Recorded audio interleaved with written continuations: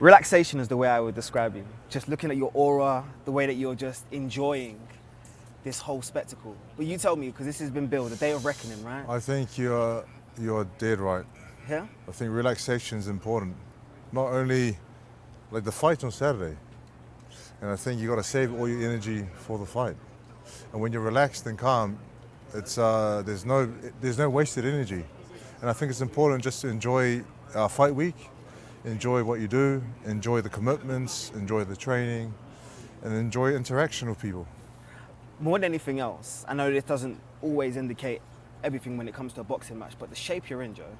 I mean, I saw you yesterday at the open workout. Yeah. This might be the best shape I've ever seen you, I just think physically.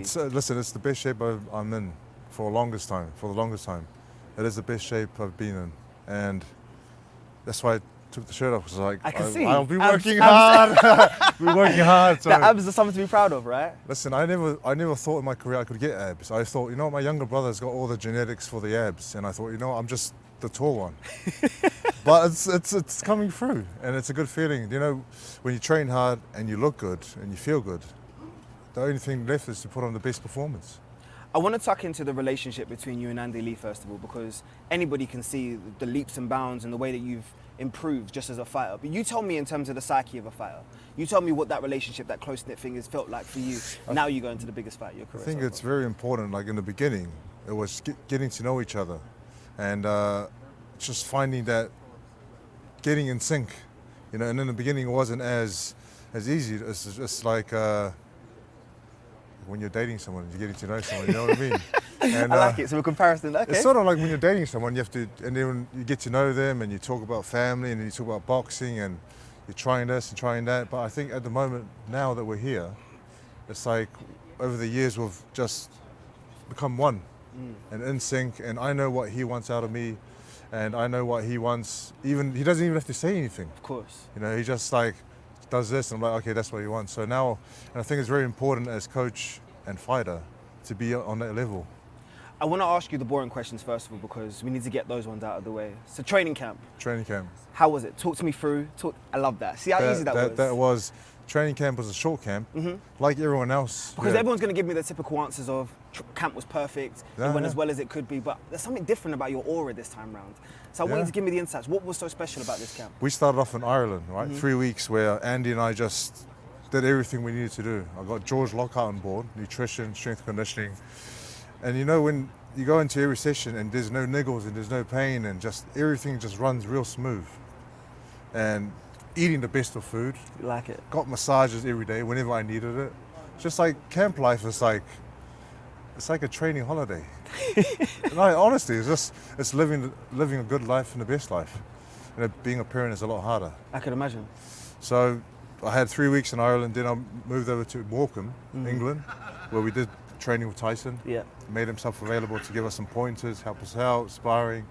And then now we've been here for a week and a half, nearly 2 weeks before the fight. So that insight in terms of what you was talking about with Tyson, I mean, Tyson shared the ring with him, 36 rounds plus, almost. Yeah. And you're talking about 3 fights. They're going to be tied together forever in terms of their legacy. But when you say the insights that Tyson was giving you, what was he giving you in terms of understanding about Wilder? Yeah, it's simple. Don't get hit with the right hand. Sounds Honestly, simple, right? That was it. I said, what's your biggest piece of advice? And Tyson's 6'9". He's got the longest reach, and his strengths are different to mine. He does all these other, and I can't really fight how he fights because I'm not that size and don't have the same reach. But I feel like my strengths are speed, movement, combinations, and good footwork.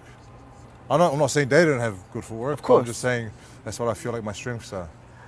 And what's important about what you're saying is they are your strengths.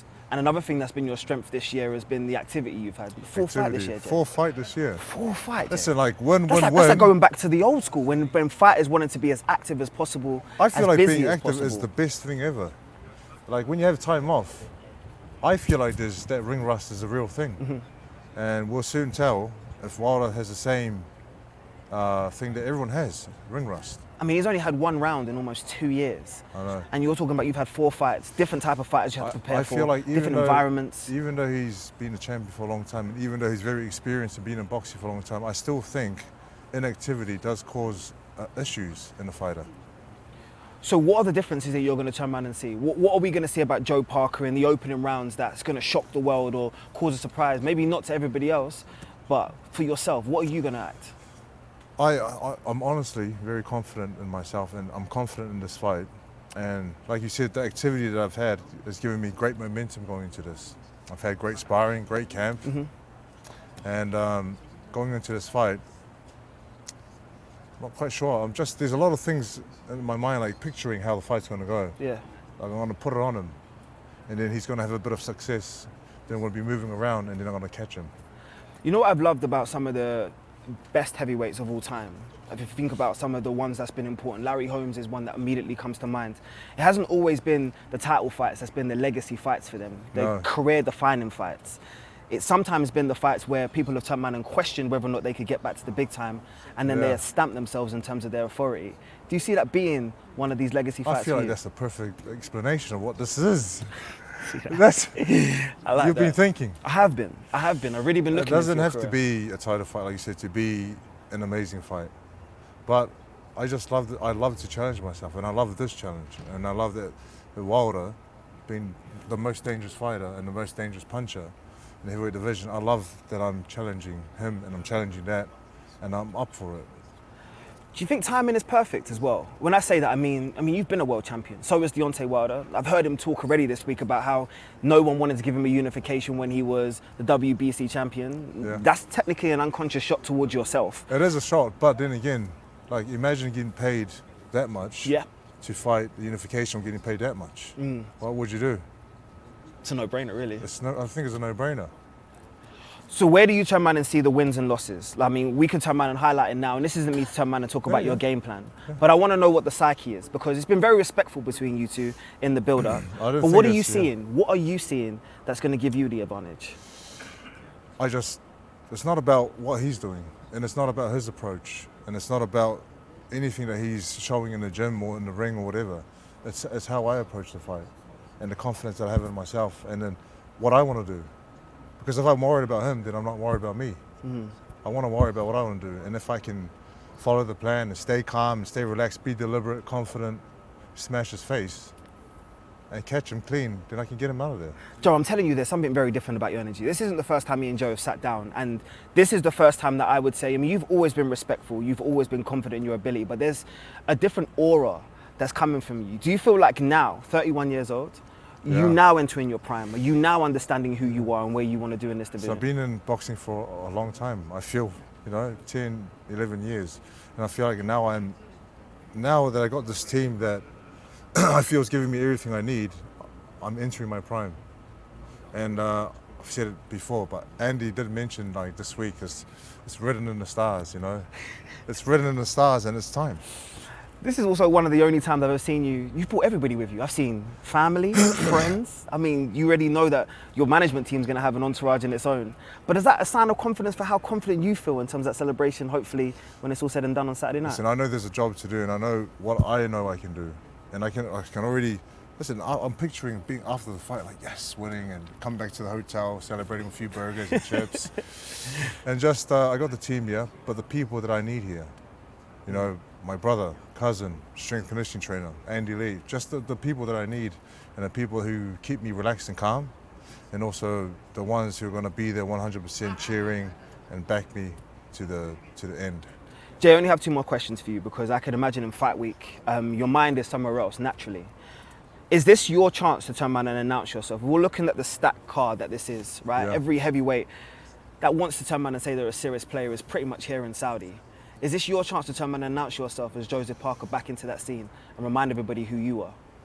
This is my chance to prove to myself that I belong at the top. I know I belong at the top, and I have to prove it to myself, and I have to prove it to everyone else. And everyone can come along for the ride.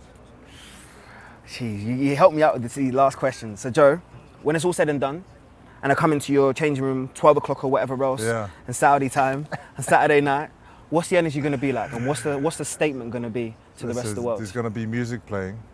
Everyone's going to be dancing. Everyone's going to be happy and want to be celebrating a great year of success, and onto a 2024 massive year. Man, hard work pays off. Joe Parker, appreciate you, brother. Thank you, brother.